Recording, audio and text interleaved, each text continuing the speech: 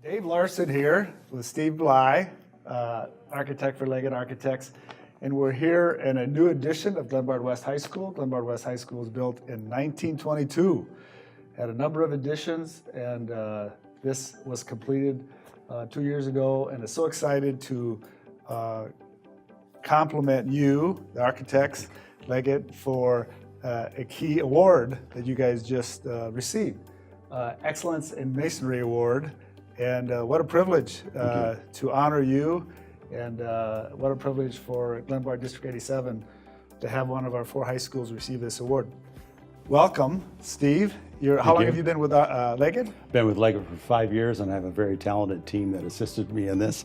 I have the honor of being able to lead the design of the project, but it wouldn't have been done without a lot of great people behind the scenes making it all happen, and in front of the scenes as well. Well, obviously school board members and superintendents know you have to have a great team of people. Absolutely. Architects, It's the same, right? You don't work in isolation. That's right. So it's so great to have a good partnership with you all. And again, I cannot tell you how pleased our students, our parents, and community are of this amazing jewel of a building that you guys finished. So welcome, great to talk to you. To this end, I wanted to ask you what were some of the things that were done before the referendum passed in order to make the referendum occur and be successful. Sure. What kind of preparation did you make? Sure. Well, any school board knows that it's a long process, months and often years leading up to asking the community for support for facilities work, particularly new additions. And the district went through about a year of a process where we garnered lots of feedback, lots of input, and we were really reaching for the stars, listed a lot of wants, and we arrived at about $300 million for our 4 comprehensive high schools. We haven't had major work done in many, many years. We have 4 old tired buildings, of which Glenbard West is the oldest. It's kind of our flagship building, the original district building, District 87.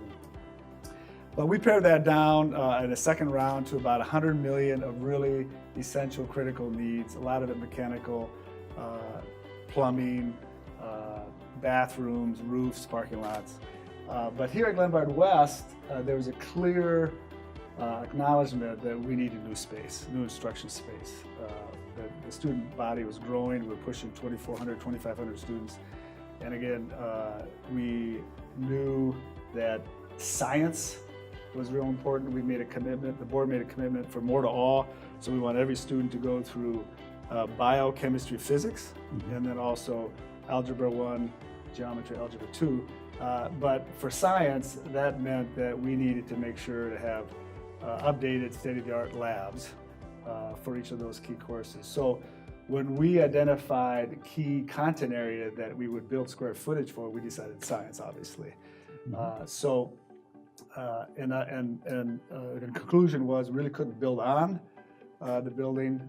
We needed to have an addition that sat next to the main building.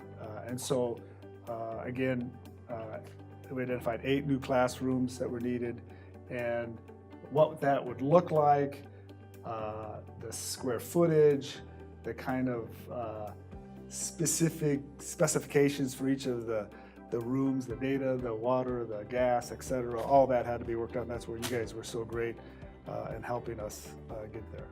Well, what were some of the decisions that were made pre-construction and during construction, and who were the people that made those decisions? A lot of process. We had a great team of leaders at the building. Dr. Monahan, Mrs. Olberg, a lot of staff, spent a lot of time sharing, and I know you spent a lot of time listening. The architects did a great job listening to staff needs per the specific specifications. So the other area was obviously the exact amount of square footage and the opportunity to do something new. So space, light, and how the spatial relationships between the rooms, and the opportunity finally for students to have some gathering areas. All that was really, really important that you guided us on. But those were priorities that we identified along the way. So Steve, obviously we knew what we wanted, but we didn't know exactly what that would look like. And as professionals, you guys were so efficient and thorough in arriving exactly in the design. So walk us through your work going back when we started out. Well, you told us that we listened to you, and in a funny way, we listened to the building as well, because Louis Kahn said, what does a brick want to be? And he said it wants to be an arch. Well, the building just seemed to be screaming to us that I really want to remain historic. I really want to honor my history. I want the addition to fit in and yet express the fact that we're doing state-of-the-art science inside. So we said to ourselves, you've got a building at the one end, that 1922, very, very collegiate Gothic, very classic, beautiful design, proportioned really well. And throughout all the additions to the main building, the architects throughout the years, I assume it was different architects, were very faithful to that vision of this historic building. Even the one done in 1953 that we are attached to, very rarely in that time period when people were adding on to buildings, they were saying, oh, modern is this, modern is that. Well, you very definitely have a Gothic feel to your 1953 building. So we didn't want to copy it directly, because copying it directly means you look like you did a cheap knockoff. So we wanted to take some of the features, the limestone, the brick, the detailing, the piers outside, the buttresses, which appear to hold up the walls. In some of the older buildings, they may have literally held up the walls. In our case, we have the modern steel frame, but we wanted to express buttressing on the outside. Sure.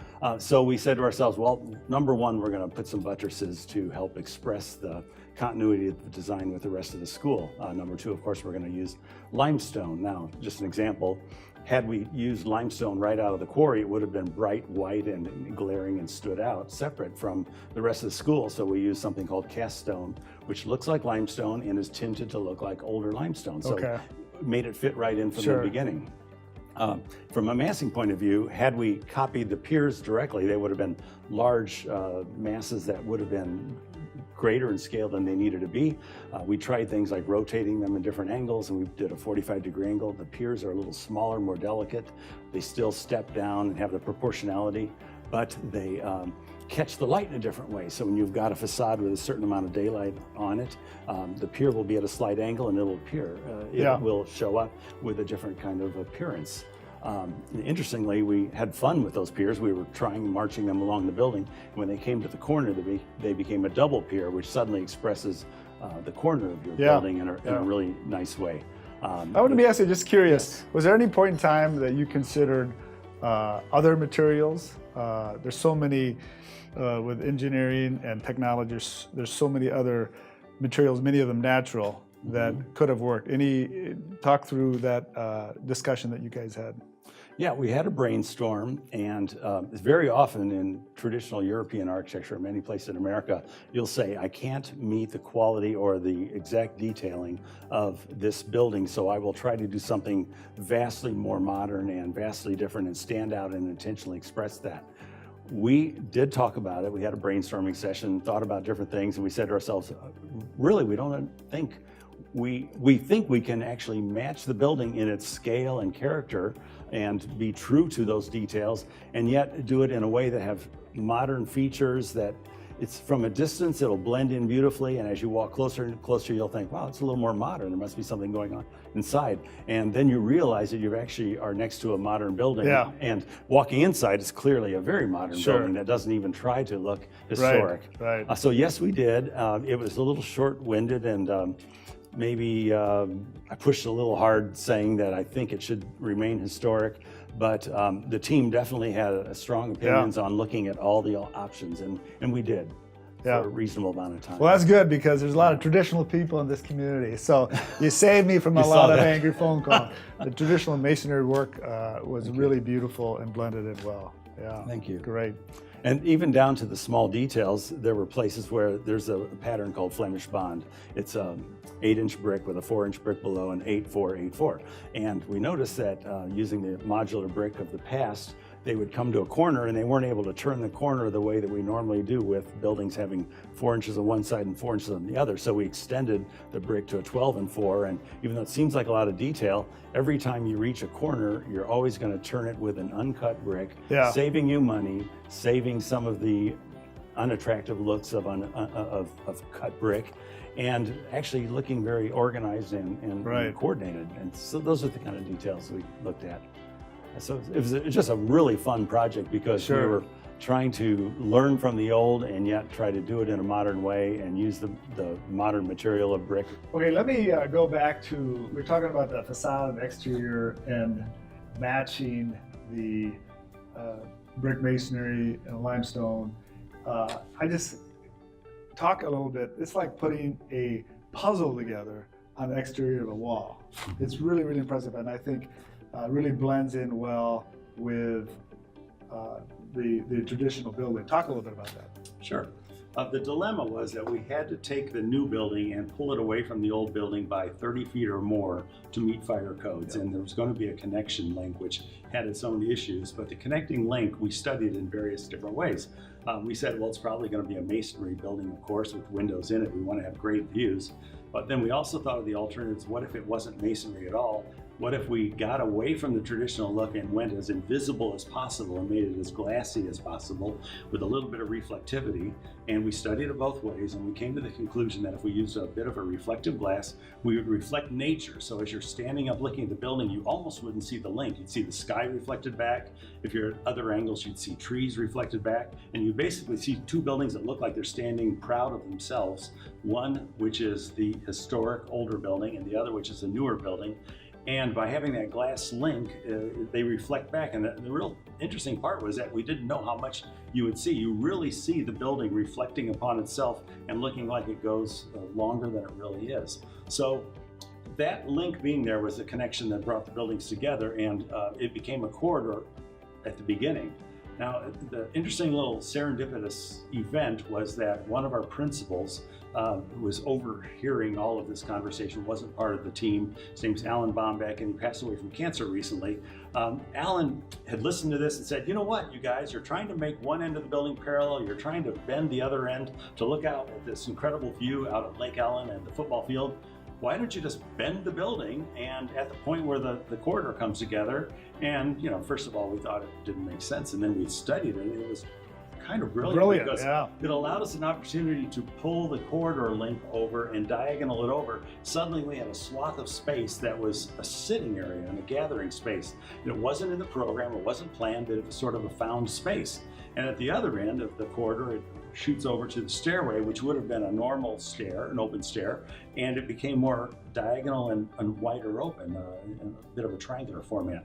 So it did so many things, that one idea did so many things that made the building better that we just love that it happened. Yeah, so we're actually sitting in that spot. It's a corridor, great circulation space for students, but also during the day at lunchtime, we have our advanced placement coordinator helps students in a kind of a tutoring area here. So smart, amazing. And well, then, lucky sometimes too. Right. And I remember that discussion in the planning stages. Everyone thought this should be a brick corridor, but the glass blending in with the brick is really nice. It brings in the light, but also it makes it distinctive when you're looking up at the building.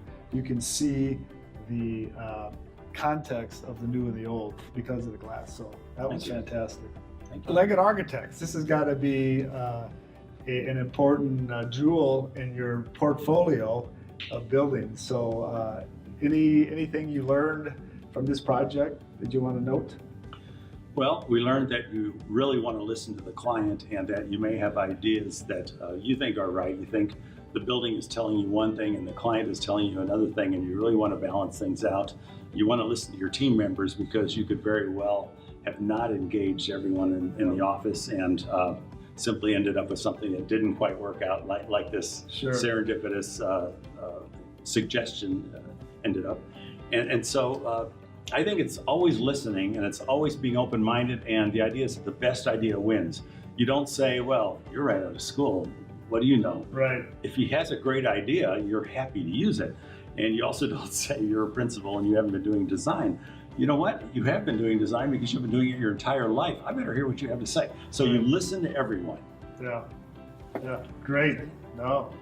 So I'm really curious, what's the reaction of the community to your new addition? I can't tell you the amount of positive feedback, not just from our parents and students, obviously, but from the greater community. You have a really alumni base that goes back 100 years. We have many families that live in town, multiple generations, and there are a lot of alumni and just a lot of satisfaction, a lot of pride in that we were able to continue the tradition. Obviously, they recognize that academic excellence is the main tradition, but also physical space makes a difference. It creates memories, it creates the identity for a community, for your neighborhood, for your block, for your family, as you have your kids and grandkids attend the same school. And there it is, this beautiful new building. Again, as you said, inside we have state-of-the-art science classrooms, but outside it blends in so nicely and so efficiently with the rest of the space. And the last edition, 6 editions, this is obviously one I think the community is most proud of. My name is Linda Olberg. I'm the Assistant Principal for Operations here at Glenbard West High School. And on behalf of myself and Peter Monahan, the principal at Glenbard West, we'd like to congratulate Leggett Architects on receiving and earning the Excellence in Masonry Award. Congratulations, Rob. And I'm sitting here with Rob Wroble. He's the Senior Project Manager for Leggett Architects. And Rob's going to tell you a little bit about what that means. Thanks, Linda. I've been working with Leggett Architects for 25 years and almost exclusively in the K-12 market segment. So I've spent most of my career working with school districts like yours. In fact, we've had a 12-year relationship with the Glenbard School District, and I think it's the level of comfort and trust that we have with each other that led to this being such a successful project. I totally agree. Before we even start talking about what the addition itself provided for the school, I thought we would start by talking about what the other outcomes were. For instance, the old 6 science classrooms that were very small and tight, and how we were able to turn those into 8 large classrooms. Maybe we could talk a little bit about that. Sure. Well, we had studied, with the school district, we had studied the overcrowding issue with the school. So your population wasn't growing, but the need for space for varied programs and modern teaching techniques led to the need for more classroom space. And there was also talk about consolidating the science classrooms because you had classrooms scattered around the building. Yes. So there's really a desire to move the science to one location. And then that gave us the ability to free up old science classroom space, convert that into larger classrooms. So as you said, we took 6 science classrooms and turned those into 8 large regular ed classrooms that really helped ease some of the overcrowding in the existing building.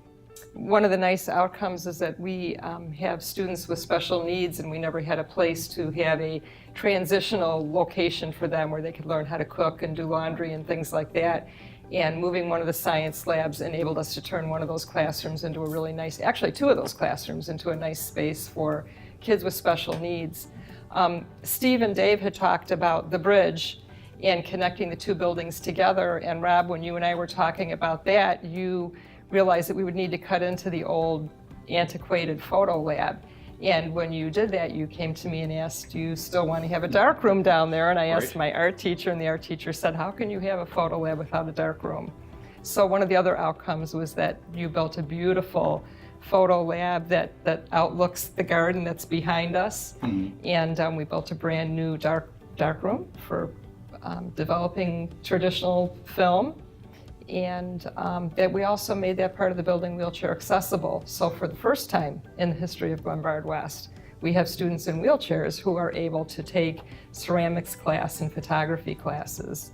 Well, early on, that was one of your goals. You came to me and said, look, we've got a 6-story building that has 13 levels, and we need to make all of those, or as much of this building as we possibly can, accessible for the disabled. So when we came to starting the planning for the addition, that was one of the goals, was to connect every levels. And that was one of the happy accidents, I guess, of that discussion was the dark room and the new art classroom, because we needed to get wheelchair accessible corridors and access to the art classrooms, which currently weren't accessible at the time. How did that come up bad? So the goal was to give wheelchair accessibility to the art classrooms, and the only way to do that was to go through the old dark room. So then when the art department said, no, we value that program, we want to keep it. So then we decided, well, let's recreate the dark room and put a art history classroom next to it. And I think it worked out really well. And then, Steve and Dave had talked about the building and the courtyard that was created. And all the art departments look over the courtyard, and it creates a great sculpture garden or a sketch garden that the art classes can take advantage of in photography. So now that we've talked about some of the unintended consequences, let's talk about the planning stages we went through with the science department to actually develop the science wing. We met with Sean Byrne, our science department chair, and some of the physics and chemistry teachers. I was so impressed with the way that you sat with us and endlessly went over drawing after drawing after drawing to come up with the perfect design. Listening to our physics teachers about hanging the bars so that they could hang heavy items and let them drop. Right. Even to the stairwell that you designed with the decals. I don't know if you want to talk about that. Well, we believe that this is your school.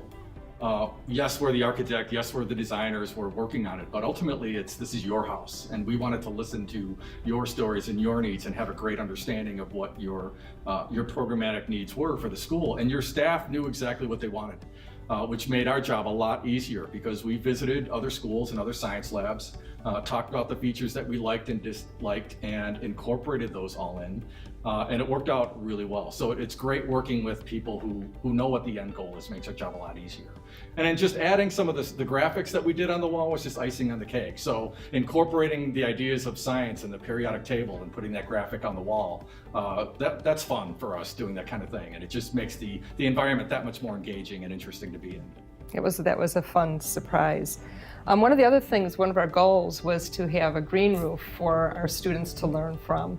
And you were able to incorporate actually 2 green roofs into the building.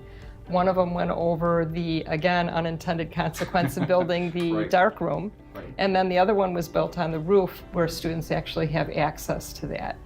And then also on the roof, you designed a solar panel.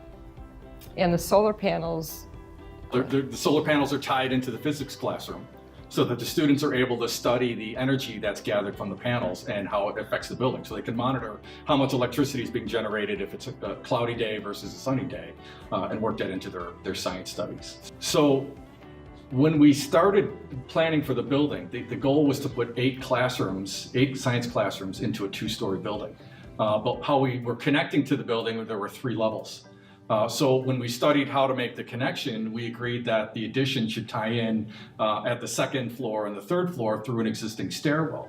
But if we were taking the stairwell out, that means we couldn't get access to the 4th floor. And that stairwell is a critical link for students circulating through the building. So we knew that the addition also had to connect on the 4th floor, except we didn't have a programmatic need for it, except for Sean, who said, I'd love to have a green roof if we can incorporate that into the project. So that idea, it went hand in hand. It solved the problem perfectly. So we maintained the connection to the 4 existing floors of the building, and then we created the green roof as an additional teaching space. And it's just a great amenity. It's a great feature for the building, whether it's the students using it during the day, or alumni watching the football games on a Friday night. It's just a great space. It also taught students about how a green roof can help to conserve energy. Right.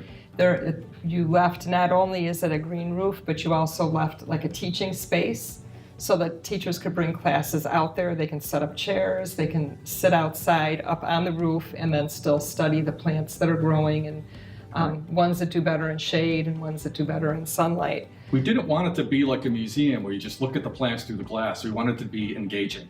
And again, the science department just grabbed on that idea and said, fine, give us some planting beds so we can grow some vegetables and plants and not just rely on the plants that are already part of the roof. Sure. When you came to us about the connecting bridge and the fact that it would be sort of a triangular space and there would be a wide space and it would become narrow, we as a school thought, oh, that's really cool, it'll be a nice gathering space, but we really at that point didn't quite know how we were going to use it. And we decided that we were going to let it emerge into whatever it emerged into. We kept it very flexible. And it ended up being that the 1st floor is outside of the cafeteria, and the seniors said, hey, the seniors don't have a special place to eat, so we made the lower level the senior lounge. The 2nd level, as Dr. Larson said earlier, is our AP support center, so our students who are taking advanced placement classes. they can congregate during this area during lunch periods to study.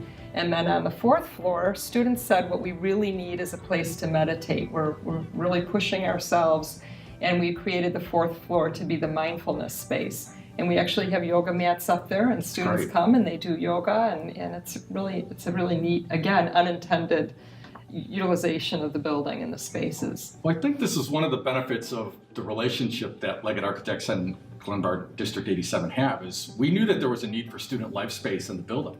That the overcrowding used up a lot of those little spaces, and there weren't places for kids to go that were informal, if you will. Commons area. Correct. So creating the wider corridor and the collaboration nodes as they became the node, it just gave us an excuse to give you that student life space, and it's turned into one of the most popular areas of the building. Sure. Then this isn't quite as pretty as the rest, but one of the things that made me the most excited as being in charge of building operations was the fact that the building was going to be getting air conditioning as a part of this construction project, because we were able then to put in big enough chilling units to chill the whole building. We also were able to put in a receiving dock. Glenbard West has been here for almost 100 years, and we've never had a receiving dock. So to have a place where a semi-truck can actually pick up or drop off a load of product up on a dock that we can move things easily was really another, like I said, not as pretty part of the whole project, but so functional and so good for us. I just want to say that I'm so proud of the work that Leggett Architects did and how well we worked together. Never in our wildest dreams could we have envisioned what this, even with the pictures, what this building was going to look like when you were finished. I can't even begin to explain the excitement of the senior students who had been in this building for 3 years in small, cramped science labs in a building that's almost 100 years old, and it's kind of dark. And when they first turned the corner into the science lab area and their eyes just lit up, and every senior was like, wow, this is so cool. To the standing at a football game and being outside again, out this way, and having a parent or a community member or an alumni look up at the building and just say, this is just beautiful. Just that beautiful. makes it all worthwhile for me. That's why I like working with schools, and having a very appreciative client, and knowing that students are benefiting from the work that we do is, like I said, it makes it all worthwhile. So thank you very much. Congratulations. Thank you.